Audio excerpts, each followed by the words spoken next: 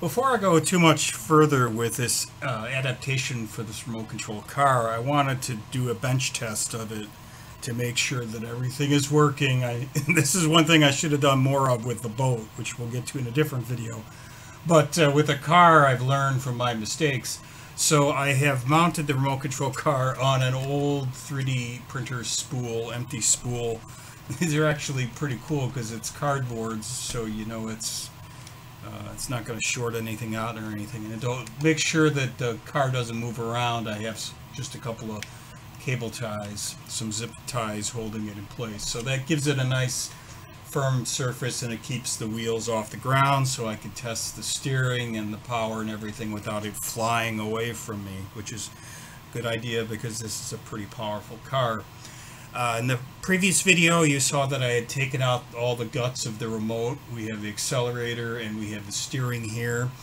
And temporarily, I have it hooked up to my bench supply. So it's hooked up to a bench power supply that I have set at 6 volts because it uses 4 AA batteries. That would be 6 volts. And I set the amperage at about 0.2 amps, 200 milliamps. Always start your current on the low side to prevent things from getting blown out. Always a good idea. So let me turn on that bench supply. And then this has a soft switch, so I'm going to actually, let me turn on the car first. So the car makes a little beep beep when it starts. The other thing that you'll notice when you're running this car, this is a little fan that is blowing towards the motor. This is the drive motor. So here you have the drive motor, and here you have the servo that handles the steering. So it does have a little fan built in, blows air towards it. So it's an air-cooled engine. So if that little fan is running, you've got power and everything. So let me power up the remote control. You just press that once, and the red light on the remote is on and solid, and the car made its own little beep, which is good. So let's try doing some acceleration.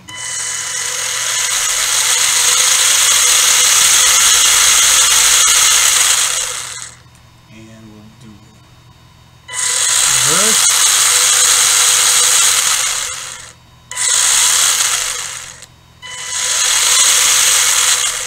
So that's looking good. And it is, it's 4-wheel drive. So this center part, there is an axle, so it drives all 4 wheels with a differential, which is pretty cool. I was messing around with that a little bit. And then we'll check out the steering. And you can see, let me move the car a little bit so you can see the steering in action a little better. And maybe I'm going to try to do both at once. This is a little bit challenging.